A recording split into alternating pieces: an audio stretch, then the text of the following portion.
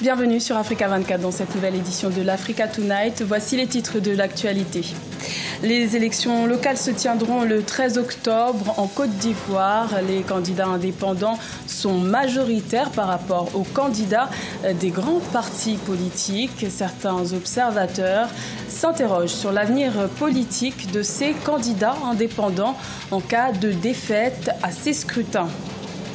La campagne électorale camerounaise a débuté le 22 septembre en vue de l'élection présidentielle du 7 octobre.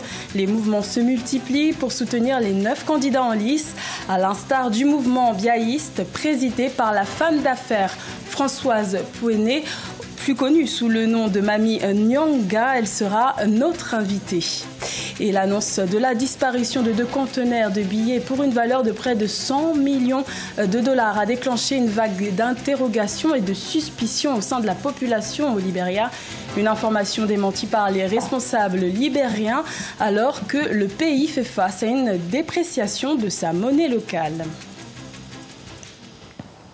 Mais tout d'abord, la 73e Assemblée générale des Nations Unies s'ouvre ce lundi 24 septembre à New York, aux États-Unis.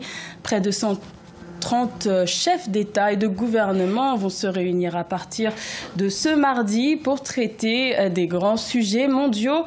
Les dossiers africains figurent en bonne place avec notamment la question du renouvellement du mandat de la MINUSMA au Mali, la tenue des élections en République démocratique du Congo ou encore la question du mouvement de contestation anglophone au Cameroun. Cette rencontre internationale prendra fin le 1er octobre. Les Ivoiriens se rendront aux urnes le 13 octobre 2018 pour élire leurs conseillers municipaux et régionaux. Les listes des candidats indépendants représentent 56,8% des dossiers de candidature retenus par la commission électorale indépendante, soit une grande majorité par rapport aux grands partis politiques. Des candidats indépendants qui retournent parfois dans leur parti d'origine suite à leur défaite, ce qui rend perplexe certains observateurs. Wendiam Valentin Compaoré. 389 listes de candidats indépendants sont en liste pour les élections municipales en Côte d'Ivoire, représentant la majorité des 684 dossiers de candidature retenus par la commission électorale indépendante. Pour les régionales, ils sont 41 sur 88. Par le passé, la plupart des candidats élus sous la bannière des indépendants retournaient dans leur parti d'origine après leur victoire. Au niveau des candidats issus de la société civile, la vision est différente. Les indépendants, ils ne doivent leur ascension, leur existence qu'aux populations. Et s'ils restent intègres, en essayant d'organiser une politique participative, que les populations adhèrent vraiment, alors le retour sera fait effectivement aux populations qui nous ont mandatés. Certains candidats issus des partis politiques ne comptent pas également retourner dans leur parti d'origine après les élections pour préserver la confiance des électeurs. J'ai décidé d'aller en indépendant pour échapper à la prise en otage du développement local par les partis politiques. La liste citoyenne que j'ai constituée, il y a des militants du RDA, des militants du RHDP, des militants du FPI, des militants de tous les partis politiques et les organisations citoyennes. Comment voudrez-vous que j'engage tout cela et puis aller donner la victoire à un parti politique? Ce serait trahir véritablement la commune d'Abobo. Je ne retournerai pas dans une chapelle politique. Les élections municipales et régionales sont prévues le 13 octobre 2018. Les grands partis politiques traditionnels présentent 295 listes municipales. Le Rassemblement des oufoutistes pour la démocratie et la paix compte 176 listes et le Parti démocratique de Côte d'Ivoire de son côté présente 104 listes aux élections municipales. Également dans l'actualité, la campagne électorale est lancée depuis le 22 septembre au Cameroun. 9 candidats sont en lice à ce scrutin présidentiel fixé au 7 octobre. Le président sortant, Paul Biya, est candidat à sa propre succession pour briguer un 7e mandat. Avec nous, pour en parler, nous recevons sur ce plateau Madame Françoise Pouéné, aussi connue sous le nom de Mami Nyanga, présidente nationale du mouvement biaïste. Bienvenue. Merci beaucoup. C'est un plaisir pour moi d'être sur ce plateau pour parler des élections présidentielles au Cameroun en tant que biaïste. Alors justement, vous avez lancé un mouvement en soutien au président Paul Biya. C'est d'ailleurs pour ça que je suis à Paris. Voilà, moi, on vient de faire tout le tour de l'Europe pour sensibiliser les Camerounais de la diaspora pour un Cameroun un et indivisible derrière Paul Biya. Vous êtes une fervente militante de la cause féminine. Pourtant, les femmes sont très peu représentées au sein du gouvernement camerounais. Il y a 11 femmes pour 70 ministres assimilés. Alors pourquoi avoir choisi de soutenir le candidat Paul Biya? Oui, mais parce que le président Paul Biya, si vous avez vu dans le leitmotiv du président Paul Biya maintenant, il a dit « Moi, je vais laisser le pays entre les mains des femmes et des jeunes ». Alors nous nous investissons à travailler pour que le président mette désormais les femmes dans les postes prestigieux au Cameroun. Il tente de briguer un 7e mandat. Qu'est-ce qui changerait par rapport au mandat d'avant? Mais ce qui va changer, vous ne pouvez pas dire qu'avant il n'avait rien fait. Jusque-là, nous avons un Cameroun qui était complètement en paix. Oui, au niveau de la représentativité de 1960, aujourd'hui, on a quand même progressé. On a quand même 11 femmes au gouvernement. Et aujourd'hui, nous sommes en train de tout mettre en œuvre pour que le président de la République, dans le prochain gouvernement, pourquoi pas faire de chef de gouvernement du Cameroun une femme? Nous sommes sur ça.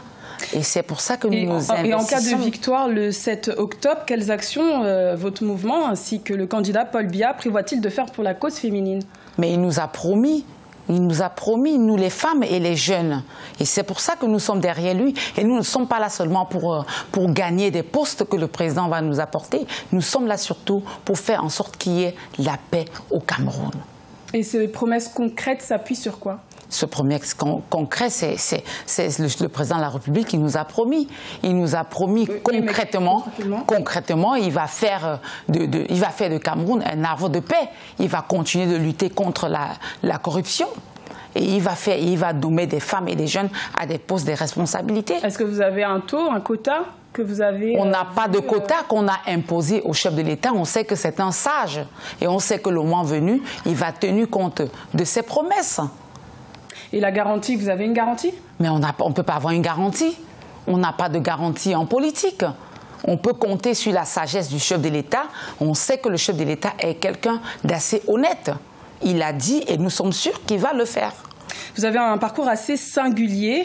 Vous êtes passé de Bayancel à femme d'affaires. Est-ce que c'est un parcours que toutes les femmes camerounaises peuvent avoir ou c'est vraiment non seulement camerounaises, mais africaines et pourquoi pas du monde. C'est pour ça qu'aujourd'hui, moi j'ai un nouveau concept depuis l'année dernière de 0 à 10, de rien à milliardaire, comme moi. Parce que moi je suis partie de vendeuse de beignets à milliardaire. Que faire? Alors moi, aujourd'hui, je forme les femmes, les jeunes dans les marchés.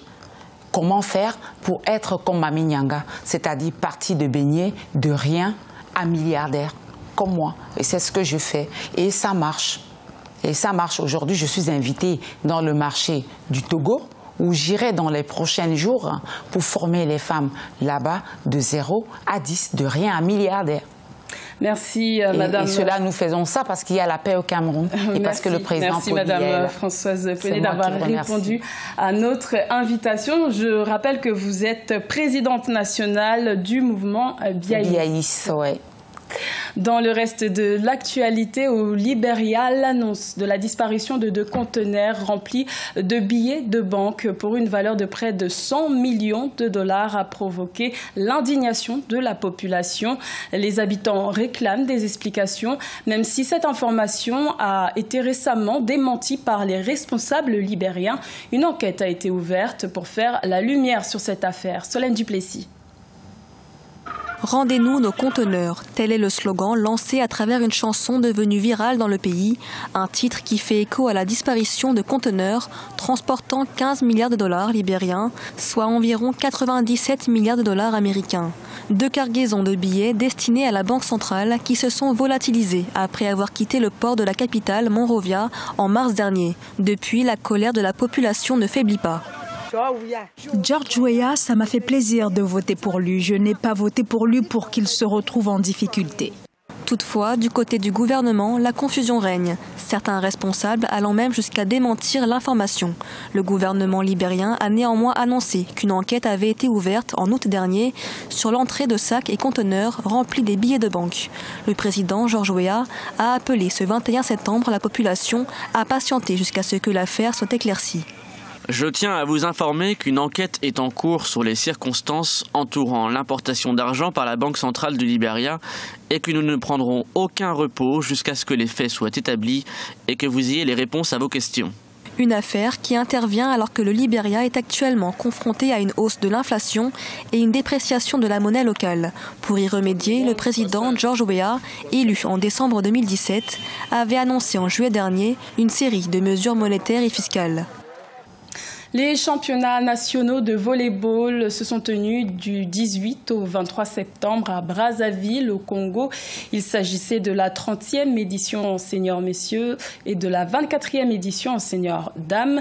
44 rencontres se sont jouées durant ces compétitions, remportées respectivement par l'Interclub et la DGSP. Retour sur ces victoires dans ce reportage de notre correspondant Deva Panzou. L'Interclub a remporté la 30e édition du championnat national de volleyball senior homme ce dimanche 23 septembre 2018 au gymnase Henri Elende. Les militaires ont été cueillis à froid par leurs adversaires Kindaozo au premier set. Mais grâce à leur expérience, ils ont réussi à égaliser et à prendre l'avantage jusqu'au terme de la rencontre, 3-7 à 1. Nous avons pêché dès le départ, mais bon, avec la grande intensité du match d'hier, les joueurs ont eu un peu du mal à démarrer. Et finalement, la machine s'est mise en place et ils ont respecté les consignes. Et le résultat s'est dessiné progressivement jusqu'à la fin du match. Interclub, c'est l'armée d'abord. Donc nous serons toujours disciplinés. Et c'est pour cela que nous avons emporté la coupe.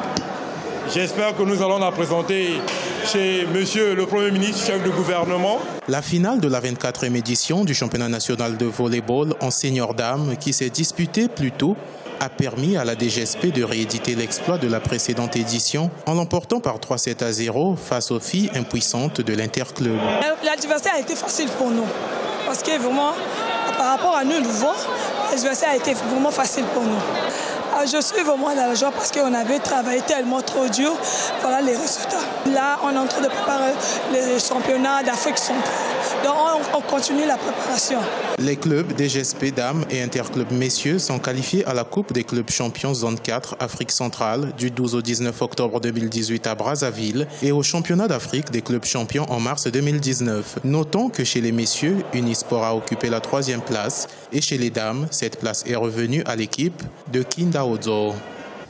Ce journal a été réalisé par l'ensemble de la rédaction. Merci de votre fidélité. L'information continue sur Africa 24.